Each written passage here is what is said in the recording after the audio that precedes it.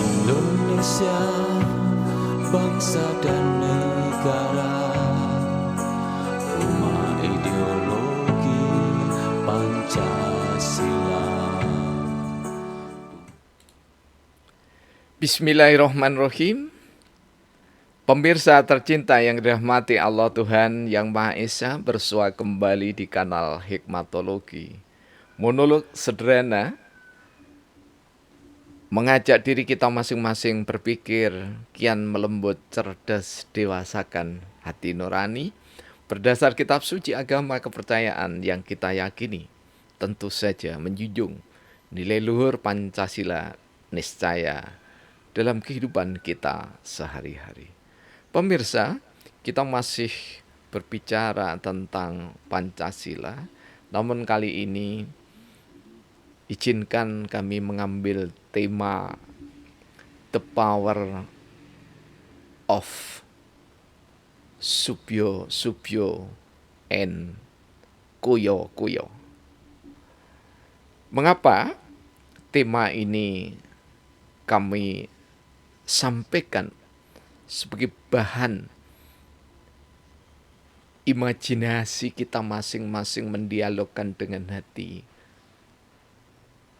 Harapannya tentu saja sadar dan kian tersadar bahwa subyo dan kuyo itu menjadi bagian dari kehidupan sejak kerajaan dan kesultanan Nusantara hingga era Indonesia merdeka.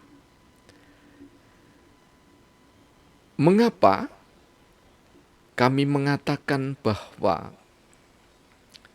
the power of subyo dan dan kuyo? Mari kita sejenak menelisik secara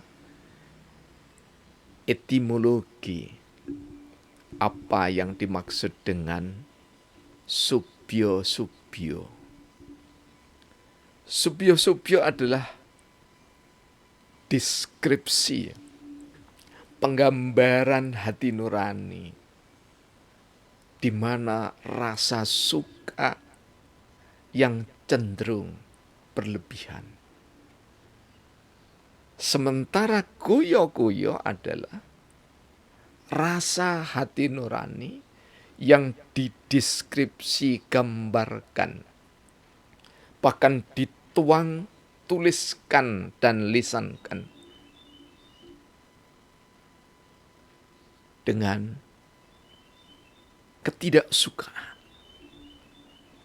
Dua-duanya berpotensi ada di dalam tradisi budaya politik bangsa Indonesia. Dan tidak bisa serta-merta dipangkas model subyo dan kuyo. Model subyo, tradisi budaya subyo adalah luap euforia, kegembiraan karena sangat menyenangi pada seseorang, pada sekelompok orang, sehingga seseorang dan sekelompok orang atau organisasi tidak ada kekeliruan dan kesalahannya. Bahkan ketika diingatkan ada kekeliruan atau kesalahannya, maka serta-merta melakukan pembelaan dengan fanatisme yang membabi buta. Model subyo ini pernah dialami oleh seluruh pemimpin kita di level manapun. Jika yang terbesar adalah di level negara bangsa, di mana pemimpin besar, panglima tertinggi, Presiden Republik Indonesia Soekarno ketika itu dinisbahkan, diangkat menjadi presiden seumur hidup. Karena demikian amat cintanya kepada seorang Soekarno, seolah tanpa Soekarno Indonesia tidak ada. Namun ketika seorang Soekarno terpleset, maka jatuh di pandangan mata anak bangsa. Dan semua perilaku-perilaku yang mulia dari seorang Soekarno, dari yang disubyo-subyo menjadi menukik ke bawah, dikuyo-kuyo. Apakah ketika itu saja? Tidak. Sampai hari ini sosok pejuang Soekarno yang lebih mengandalkan pada inteligensinya, berpikir dengan kolbunya, masih disalah tafsirkan oleh generasi yang belum mampu memahami pikiran-pikiran Soekarno sejak muda sampai dengan pikiran-pikiran Soekarno ketika menjadi pemimpin besar, Presiden Republik Indonesia.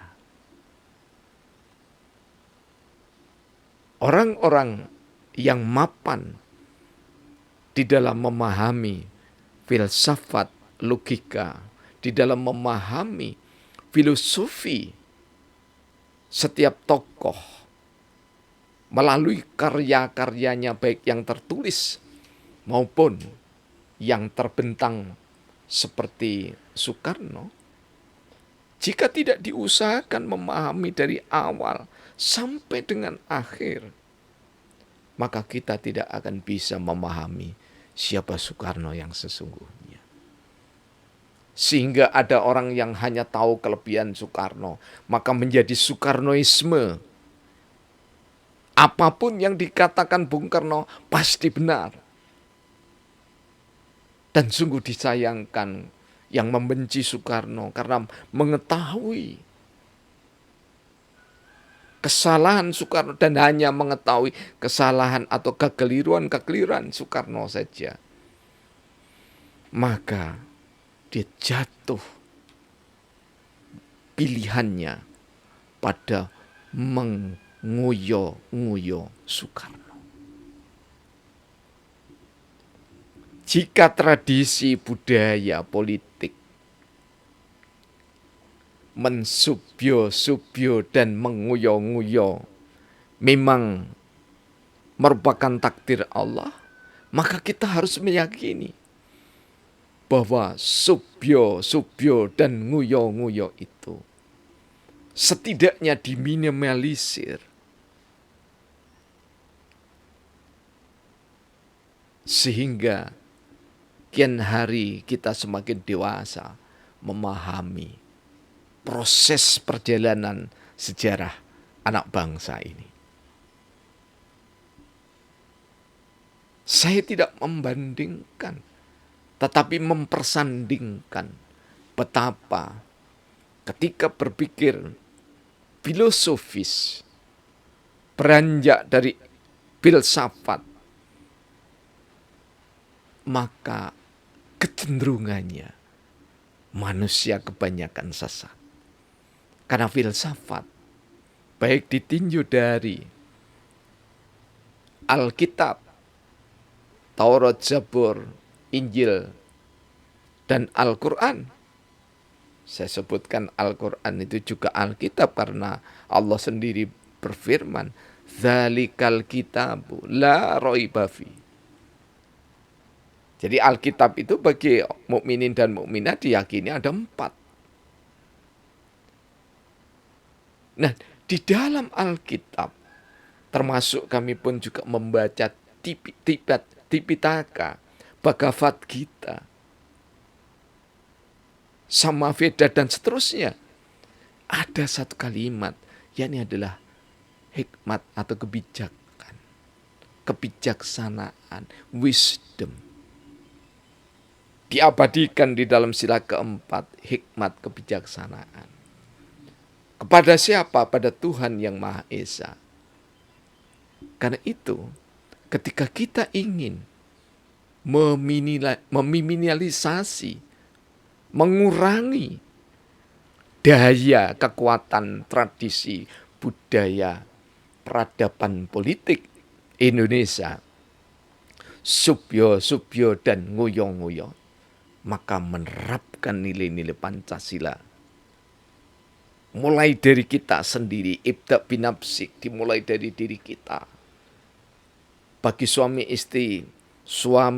istri melingkar ke anak-anaknya, melingkar ke cucunya, melingkar ke tetangganya. Jika semua memulai dari diri untuk menerapkan Pancasila, maka sehari-hari sosial media kita, media massa kita tidak digunakan kecuali untuk jalan kemuliaan, dan tidak akan digunakan untuk menistai sesama insan. Harus jenuh sebagai anak bangsa Indonesia yang katanya memiliki nilai luhur Pancasila. Harus wajib niscaya jenuh pada cuitan-cuitan di media massa dan sosial media, apapun bentuknya. Satu dengan yang lainnya saling membanggakan diri, membangga-banggakan diri, tetapi sembari menistakan sesama anak bangsa. Kita harus ingat sebagai anak bangsa Indonesia, apalagi mengatakan ishadu bi anna muslimun, saya adalah orang yang berusaha menjadi orang yang berserah diri kepada Allah Tuhan yang Maha Esa. Maka berserah diri itu adalah proses, dan berbangsa berpancasila itu adalah juga proses. Karena proses, maka kami menulisnya di blogspot kami yang sudah diproteksi oleh saudara kita di Ukraina atau Ukraina, tetapi masih bisa dinikmati atau dibaca. Namun kami tidak bisa memasukkan lagi, yakni proses berbangsa, bernegara tak mengenal kesudahan. Karena itu, mari kita berhenti mensubyo-subyo siapapun. Karena siapapun yang akan disubyo-subyo, disanjung setinggi langit, nyaris pasti nanti akan dikuyo-kuyo jika sudah tidak dicintai, jika sudah terpeleset. Dan kita mendoakan seluruh pemimpin kita di level manapun di masa ini tidak terpeleset dalam mengamalkan nilai-nilai Pancasila. Karena siapapun pemimpinnya, pasti itu atas izin Allah Subhanahu wa Ta'ala.